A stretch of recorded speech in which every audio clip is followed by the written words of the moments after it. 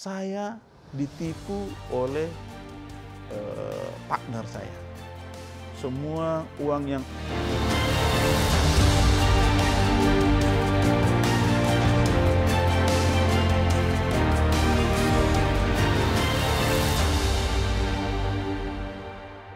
Shalom, saya Bill Ternababan. Anda sedang menyaksikan Moving, Motivation, and Living. Tahun 1998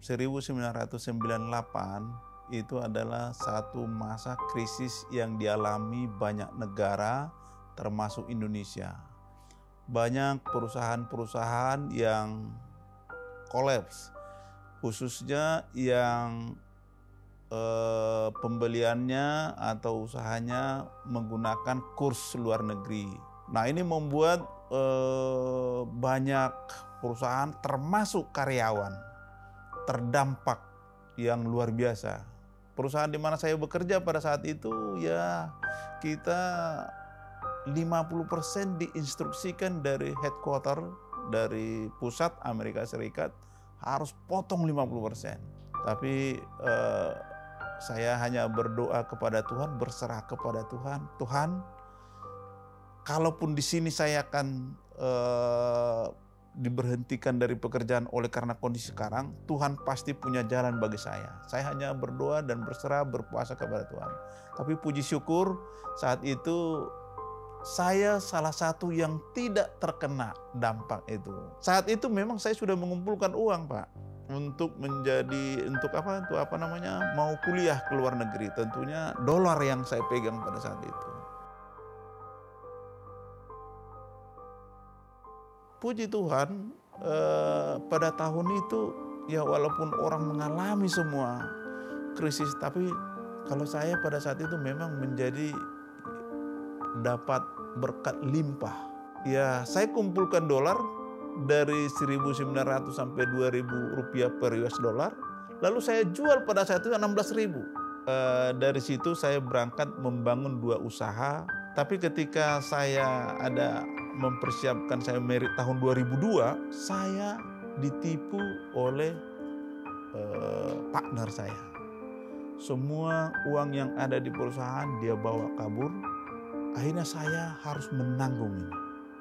Jadi dari 98 ke 2002 itu, yang tadinya sudah punya beberapa mobil, tapi sekarang jadi minus karena harus bayar utang. Karena ini dulu. Lalu pada saat itu, ini kenapa ini terjadi ini, saya bikin. Dan saya nggak bisa lanjutkan perusahaan ini karena ada sangkut pautnya integritasnya terhadap perusahaan di mana saya mendapat barang dari pabrikan. Saya di stop, perusahaan di mana saya stop. Walaupun saya sama sekali tidak terkena penipuan itu sebenarnya, tapi yang namanya perusahaan ikut. Saya nggak bisa lanjutkan ini. Dan waktu itu saya hampir sangat stres. Untung orang tua saya datang, telepon, kasih tahu, kamu 98, 99 sudah mulai nanam sawit. Memang di situ gencar-gencarnya harus pengeluaran besar kan, merawat lahan yang luas. Tapi dia bilang sama saya, kamu jangan stres, mendengarkan kata hati saya yang disarankan oleh orang tua saya. Sehingga saya sejak 98, 99 itu buat bisnis dari hasil yang tadi penjualan dolar yang saya sudah kumpulkan itu untuk membeli sebidang tanah di daerah Sumatera, di daerah Riau. Melalui usaha yang saya rintis perkebunan sawit ini, saya sekarang lebih tenang, nyaman. Saya bisa mengendalikan, ya kalau dulu di perusahaan punya pressure dari ini, tapi penghasilan jauh lebih besar. Jadi luar biasa pimpinan Tuhan itu terhadap hidup kita. Kemudian kok untuk membayar utang ini nggak cukup, gitu kan?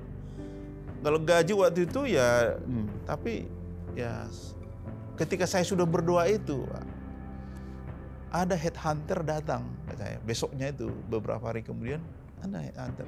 Pak, saya dengar Bapak adalah yang mengerjakan bagian accounting sama pajak ya. Ini ada perusahaan yang mau cari, ini kayaknya potensinya ini dan ininya itu besar nih katanya. Saya diterima di sana. Jadi naik gaji, naik posisi, ya dari yang drop. Nah, dari situ saya mulai merasakan, hidup itu kadang-kadang jatuh, tapi kita harus tetap bersama Tuhan. Dan Tuhan tunjukkan, saya nggak tahu tuh, kok bisa orang, dia nggak pernah saya kirim lamaran untuk mencari pekerjaan itu, tapi headhunter datang telepon saya. Lalu dan saya lama bekerja di sana dan memang ya puji Tuhan di sana mendapatkan ya cukup lumayan menurut saya bagi kehidupan saya. Kira-kira itu. Terima kasih.